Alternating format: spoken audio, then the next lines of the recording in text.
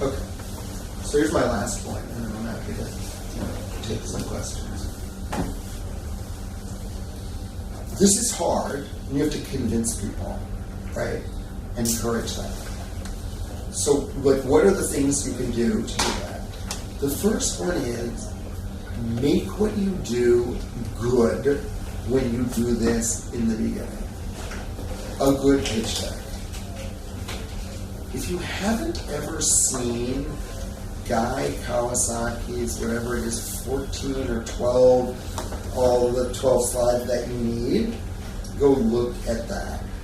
A good pitch deck has like 12 slides in it, and they cover the key things like the team, the value proposition, the customer problem, the market size, the competitive advantage.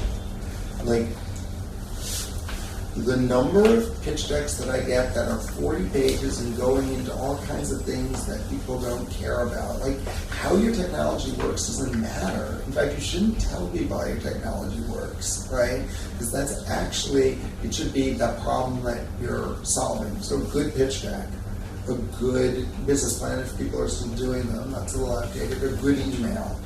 Like, I can't tell you the number of bad emails I get. Like, if you don't tell me in the first paragraph why you're talking to me and how this is interesting, I'm just going to delete it, right? And so what's the message? So if you say, like, something like, I know that you have invested in a company that is, like, using computer vision to see manufacturing defects without ripping products apart, and I have something that, is non-competitive but similar, and our tests show that, like, it's going to save customers 2/3 of their costs, and that's the one paragraph you wrote, and then you want to talk to me. I'm like, oh, I think I want to talk to you. Like, you write me like a whole bunch of information and it doesn't say anything about your product or your business or why I'm relevant. I'm just going to delete the email. I mean, that's the first part. So preparing a good one. The second thing is a good human impression. I mean, the academic side of me actually research on this. Like, people are unenthusiastic, they don't smile, they don't have a conversation, they don't explain stuff, they don't shake your hand. If you're meeting a person, it's really, really hard to, like, want to do business with them because they've undermined your sense of their honesty and their confidence in that. So, I mean, it's really simple, but it's important. Framing ideas to make them more appealing.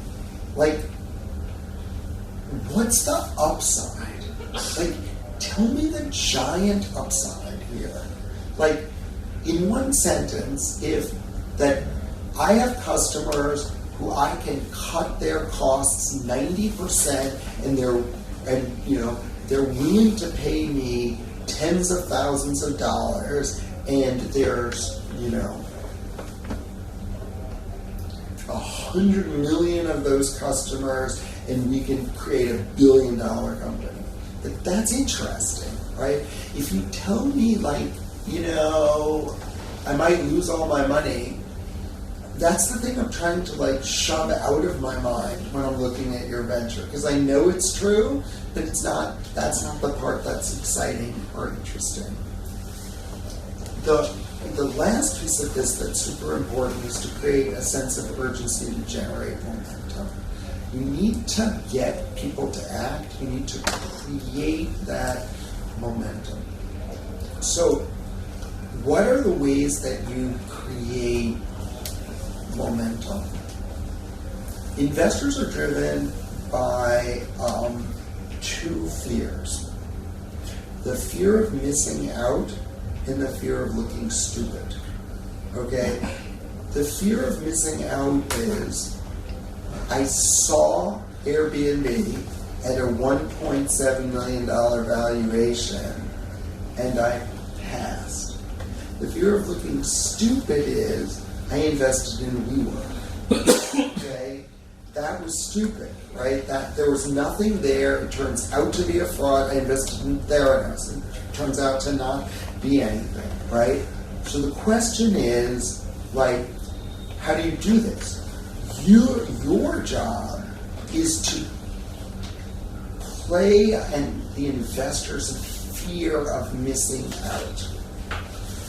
The best way that you can get people to have a fear of missing out is if in fact they could really miss out. Like, you go to 10 people, you need money from 1, 10 are interested. You let them all know that 9 other people are interested. That is real fear of missing out. It has to be real, because if you go to 10 people and you try to bluff them, and those 10 people are all connected to each other, they're going to call each other, and then you now have had your bluff called, right? And then you're not going to get the second chance with any of them, because once you give up that opportunity for somebody to believe in and trust in you, it disappears and it goes away. So you need to create that fear of missing out by literally getting a bunch of people excited so that they're rushing to do that. One way that you can tactically do that is you offer the earliest investors a real deal. You're raising a pre-seed round. You don't have much of anything, okay? You say, I'm going to raise money at a $10 million valuation, and nobody cares, nobody's interested. You go and say, like, this is just right now, at the very beginning, this is a $1.25 million valuation because I'm just raising $250,000. People will say, you know what, like, if there's any chance that this company is successful, the multiple could be so high on $1.25 million, I'm going to try it, right? And that creates the opportunity. And I would urge every one of you to go take one of the dilution calculators online and pay attention to, like, what it means to drop your valuation and simultaneously drop your round size, and see how you're really not giving up that much if you're making the round size really small. And then you create a self-fulfilling prophecy, because if you get like 2 good investors on board in that first round and you make some progress, they bring the pathway to the next step. Anyway, that's the set of things I wanted to say. I'm happy to entertain questions or challenges.